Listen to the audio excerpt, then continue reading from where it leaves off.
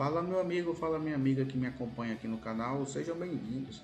E no vídeo de hoje eu vou lhe contar aqui a história de Major Facundo, esse que você está vendo aqui do meu lado, tá certo? Que foi um grande presidente da província do Ceará na época, certo? E eu vou lhe contar aqui a história dele agora. Mas antes, dê o like aqui no canal, se inscreva no canal e compartilhe esse vídeo, tá certo? Antes de você ver aqui a história, eu vou te colocar aqui os personagens, tá bom? Tivemos aqui o Major Facundo, cidade de Aracati, onde ele nasceu, e o seu desafeto Tristão Gonçalves, e também o seu outro desafeto Pereira Filgueiras, tá certo? São dos nomes principais que englobam essa situação. Então, esse vídeo você vai ver agora. De acordo com o historiador Barão de Estudarto, Major Facundo foi a influência mais legítima e real que teve a província do Ceará. João Facundo de Castro Menezes nasceu em Aracati, no dia 12 de julho de 1787. Filho do capitão Mor José de Castro e Silva e Joana Maria Bezerra de Menezes. O capitão Mor José de Castro e Silva teve do seu casamento, celebrado em 22 de agosto de 1768 com de Joana Maria Bezerra, além de João Facundo 10 filhos, sendo 5 homens e 5 mulheres. Os primeiros anos de João Facundo, ocupados na vida do comércio em Aracati e depois em Fortaleza, para onde mudou-se em 1818, nada oferecem de notável, mas acontecendo envolver-se por muitos lustros nas lutas travadas na província por motivo de partido e de nacionalidade, sua passagem por elas deixou vestígios inapagáveis. Quando de Pernambuco se estenderam ao Ceará as ideias da Confederação do Equador e a nova comarca do Crato hasteou em outubro de 1822 o estandarte da revolta. Foi Facundo metido em arbitrária e despótica prisão e deportado para uma fortaleza no Rio de Janeiro, de onde o fez sair um honroso mandado imperial.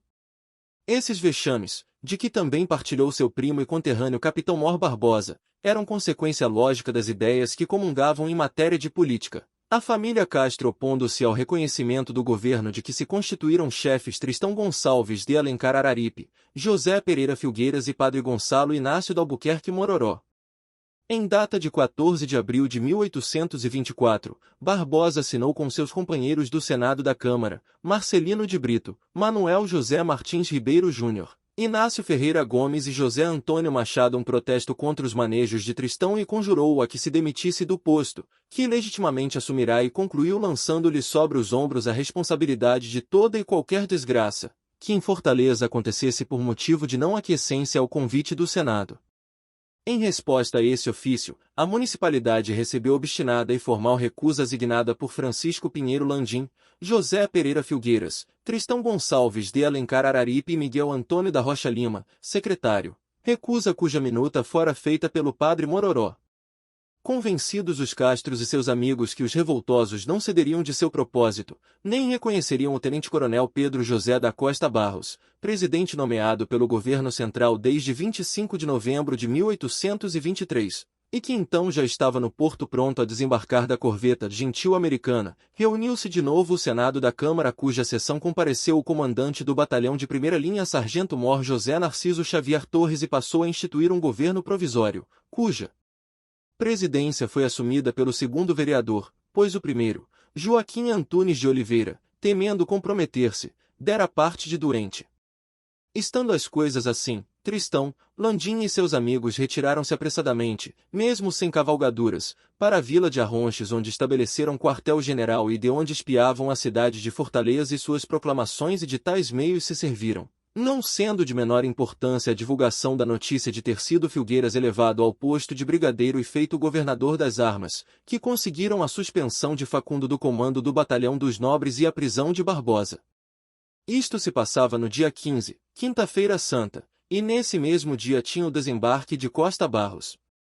Chegada no dia seguinte a nova do bloqueio do Recife e da crítica posição de Paz de Andrade, Tristão apressou-se em convidar Costa Barros a assumir a presidência da província, o que se realizou com satisfação de todos os cearenses, que viram restituídos às suas famílias Facundo, Barbosa e companheiros. Não tinha, porém, ainda soado a hora do extermínio completo da República do Equador no Ceará, rios de lágrimas deviam ainda derramar-se e sangue precioso tingir o solo da pátria. Diogo Gomes, parente Francisco Alves Pontes, que vinham de Pernambuco trazer palavras de animação e assegurar a esperança de decisiva vitória, seguiu Filgueiras para o Aquiraz, depois voltou a Messejana e desta última expediu ordem a Luís Rodrigues Chaves, já então feito comandante do batalhão da capital, para que prendesse e remetesse para bordo da fragata inglesa Jubile João Facundo, Joaquim Barbosa, Marcelino de Brito, Manuel Martins, José Narciso Xavier Torres, Manuel Antônio Diniz, Francisco Xavier Torres, João da Silva Pedreira, Sargento-Mor Jerônimo Delgado Esteves e o Tenente José de Abreu. Postos na impossibilidade de lutar, os inimigos mais salientes dos planos de Tristão, Filgueiras oficiou ao presidente Costa Barros para demitir-se do lugar que ocupava e deu-lhe por substituto Tristão Gonçalves, que entrou em exercício. Contrário à junta governativa formada por Tristão Gonçalves, Padre Mororó e Pereira Filgueiras, Major Facundo, como já foi dito, foi preso e enviado para o Rio de Janeiro, sendo libertado por ordem de Dom Pedro I. Era defensor das ideias políticas da família Castro, e chefe do Partido Liberal, por ocasião da Confederação do Equador. Deixa novamente o Ceará, com a declaração da maioridade fornecida por Dom Pedro II, e assume interinamente a presidência da província do Ceará em substituição ao padre José de Alencar, exonerado da presidência do Ceará em março de 1841, por ocasião da queda dos liberais no Rio de Janeiro. No dia 9 de maio é nomeado um novo presidente do Ceará, Brigadeiro José Joaquim Coelho. O Major Facundo, embora fosse seu vice-presidente, lhe fazia cerrada oposição. Esta divergência deu motivos a que a esposa do presidente contratasse um matador que assassinou Facundo, no dia 8 de dezembro de 1841 em frente à sua própria residência, na atual Rua Major Facundo. No local onde funciona hoje a Livraria das Edições Paulinas. Os executores, Antônio Manuel Abraão e Pedro José das Chagas, foram condenados à prisão perpétua, e Joaquim Ferreira de Souza Jacarandá, que serviu de intermediário na contratação dos criminosos, foi julgado 3 vezes e absolvido. Bala assassina desfechada às 19h30 HS da noite de 8 de dezembro libertou os conservadores de poderoso adversário e roubou aos liberais seu chefe prestimoso. Era então presidente da provinda o brigadeiro José Joaquim Coelho, depois barão da Vitória, juiz de direito e chefe de polícia da comarca da capital o bacharel Miguel Fernandes Vieira e comandante da polícia Franklin do Amaral. Procederam ao corpo de delito e exame cadavérico com assistência do juiz de paz capitão Mor Barbosa e do escrivão Antônio Lopes Benevides, o cirurgião Mor da província Joaquim da Silva Santiago e o cirurgião Francisco José de Matos. É este o auto de corpo de delito, a que mandou proceder o juiz de paz do primeiro ano, capitão Mor Joaquim José Barbosa. Asterisco, ano do nascimento de Nosso Senhor Jesus Xisto de 1841, aos 9 dias do mês de dezembro do dito ano nesta cidade da Fortaleza, cabeça da comarca e província do Ceará Grande, em casa de morada do Major João Facundo de Castro e Menezes, onde foi vindo o juiz de paz do primeiro ano, capitão Mor Joaquim José Barbosa, comigo escrivão de seu cargo ao diante nomeado, o cirurgião Mor da província do Ceará Grande Joaquim da Silva Santiago e o cirurgião Francisco José de Matos para efeito de se proceder a exame e corpo de delicto no cadáver do dito Major João Facundo, que havia sido assassinado a noite antecedente com 3 tiros, e logo pelo dito juiz de paz foi deferido aos ditos peritos o juramento dos santos evangelhos em um livro deles a um depois de outro, encarregando-lhes que com boa e sã consciência examinassem o corpo do cadáver que estava presente e declarassem quantos ferimentos, nóduas e contusões tinha o dito cadáver em seu corpo, suas qualidades e situações, e se delas provinha a morte. E recebido por ele, dito juramento, assim o prometeram cumprir e guardar como lhes era encarregado. E logo na presença do dito juiz e de mim escrivão passaram os ditos peritos a examinar o corpo do dito cadáver e declararam ter este uma ferida longa sobre a parte lateral mídia inferior do crânio do lado direito, com fracturas ou grandes destruições nos ossos parietal, escamosa do temporal e coronal até a apofise, todos do mesmo lado direito, com extensão de 2 polegadas de boca circularmente, penetrando a cavidade do crânio em direção oblíqua para a base posterior e inferior do occipital, com perdimento e grande destruição de cérebro e grossos vasos, outro ferimento junto ao condilo esquerdo do occipital, contendo 1 polegada de extensão triangularmente sem fractura da sutura cotiboidia e destruição da porção cerebelar, cujo ferimento último denota ser havido dos corpos superiormente impelidos. Estes ferimentos foram feitos com arma de fogo e pelos estragos notados em entranhas, órgãos e vasos tão necessários à vida foram absolutamente mortais. E por esta forma houve o dito juiz este auto de corpo de delicto por terminado. Eu, escrivão, dou minha fé por ser todo o conteúdo em verdade por ver e presenciar ditos ferimentos da cabeça do dito cadáver, e de tudo para constar mandou o dito juiz de paz fazer este auto em que assignou com os ditos peritos. Nota de falecimento do Major Facundo publicado no jornal O Cearense de 1846. Possuo ainda a camisa que vestia Facundo ao ser assassinado. Sobre o bárbaro crime são dignos de leitura os discursos, que na presença do imperador recitaram a 5 de janeiro de 1842 o senador Alencar, o deputado Padre Carlos de Alencar e o doutor José Lourenço, presidente da Câmara de Fortaleza. Estão publicados no Maiorista, do Rio de Janeiro, janeiro de 1842. O ilustre cearense, pode-se dizer, suicidara-se, como a César. Não lhe faltaram avisos de que sua vida corria enormíssimo perigo, risco iminente, como a Pelegrino Rossi chegaram-lhe nefandas traições, mas tais eram os sentimentos que em sua alma se aninhavam que nunca se arreciou de ser vítima do bacamarte assassino por motivo político, por ódio partidário. Disto temos prova em carta sua. Um dia, era festa do Espírito Santo, a família Castro reunia-se no Meireles em casa de Manuel Lourenço, residência hoje da família Silva Porto, e João Facundo para lá se dirige pelo caminho, que fica à direita do Palácio Episcopal. Os assassinos emboscaram-se neste ponto, mas frustrou-se o plano tenebroso, porque a vítima voltará por caminho diferente, pela beira-mar. Em outra ocasião achava-se ele em casa do seu parente Capitão Mor Barbosa, onde foi o Hotel das Quatro Nações, posteriormente consultório do cirurgião dentista Guilherme Sombra e atualmente é a Casa Bordalo. Os assassinos, postados na então Praça Carolina bem em frente da atual Assembleia, retiram dentre feixes de capim as espingardas carregadas, fazem por vezes pontaria para as janelas do sobrado, que lhes fora designado, mas ainda desta feita frustrasse o assassinato por não ter havido ocasião propícia à perpetração do horrendo crime. Porém a 8 do mês de dezembro tinha execução o tenaz e deliberado propósito e em hora infeliz realizavam-se as previsões e os temores dos amigos e dos parentes do infeliz cidadão. Compreende-se o que acontecia então nas ruas da cidade, no seio da família em sobressalto. Por toda parte surgiam gritos de vingança, protestos de energia indescritível.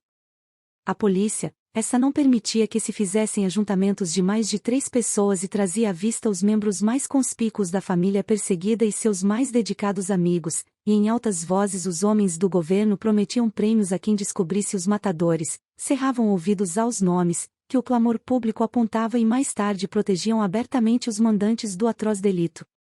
Decorridos tantos anos depois do triste sucesso, se pode hoje dizer sem rebuço os nomes dos criminosos. Foram eles: a mulher de José Joaquim Coelho, mandante, Antônio Abraão e Chagas, executores, Céu Agostinho e Joaquim Jacarandá, intermediários. Aliás, a baronesa da Vitória nos últimos tempos de sua vida não mais escondia a parte importante, que tomara na tragédia. Os mandatários do assassínio de Facundo, o preto Antônio Manuel Abraão, natural de Crateús, e o cabra Pedro José das Chagas, natural de Caxias, Maranhão, foram anos depois condenados a galés perpétuas pelo júri de Fortaleza. Joaquim Ferreira de Souza Jacarandá, o intermediário entre os assassinos e a mulher de José Joaquim Coelho, a mandante do crime, foi julgado 3 vezes, sendo absolvido na primeira, condenado a galés perpétuas na segunda e absolvido pelo voto de Minerva na terceira. Seus restos repousam na Igreja do Rosário, corredor à mão esquerda, junto ao túmulo de seu primo e amigo, Capitão Mor Barbosa, falecido de lesão cardíaca a 23 de outubro de 1847. Aqui jazem os restos mortais do Major João Facundo de Castro Menezes, vice-presidente da província, assassinado a 8 de dezembro de 1841, sendo presidente José Joaquim Coelho.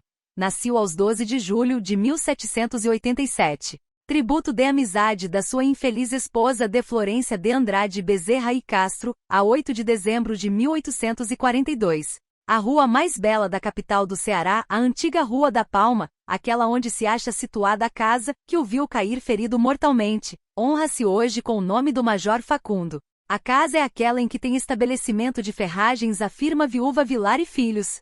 Um ano e 5 meses depois do assassinato, a 19 de maio de 1843, voltava para casa pelo braço de Elesbão Bettencourt, filho do presidente Silva Bittencourt e acompanhada de todos os seus juízes a esposa de Facundo, de Florência de Andrade Bezerra de Castro, acusada de conspirações e metida em monstruoso processo. Os jurados que por unanimidade absolveram a de Florência de Andrade foram Manuel Joaquim de Almeida, Manuel José Ladislau, Antônio Pereira Martins, Vicente Ferreira M. Pereira, Vicente da Costa dos Anjos, Valério Raulino de Souza Uchoa, Constâncio Dias Martins, Joaquim de Macedo Pimentel, José Gervásio de Amorim Garcia, João Pacheco Ferreira, Luiz V. da Costa Delgado Perdigão e Francisco Manuel Gafanhoto. Facundo foi comandante do Batalhão dos Nobres de Fortaleza e condecorado com o hábito de Cristo. Dona Florência de Andrade B. e Castro nasceu em Paraíba a 21 de agosto de 1787. Casou a 14 de maio de 1814 e faleceu a 11 de setembro de 1865 em Fortaleza. O Major João Facundo e de Florência de Andrade deixaram a seguinte descendência: Antônio Facundo de Castro Menezes, nascido a 18 de novembro de 1816 e falecido no Pará 1º de janeiro de 1878. Maria Joana de Castro Barbosa, nascida a 8 de julho de 1818, casada com seu primo o Major Joaquim José Barbosa e falecida a 13 de junho de 1849. Cândida Augusta de Castro Menezes, nascida a 15 de janeiro de 1824 e falecida a 3 de junho de 1864. Dr. Ernesto Facundo de Castro Menezes, nascido a 7 de novembro de 1828 e falecido a 13 de novembro de 1859. Camerino Facundo de C. Menezes, nascido a 21 de agosto de 1830 e falecido em 1908 no Pará. Pois é isso, meu amigo. Se você gostou desse vídeo, tá bom? Dá mais uma vez aquele like no canal, se inscreva no canal e compartilhe esse vídeo, tá certo? Muito obrigado, fique com Deus e até a próxima.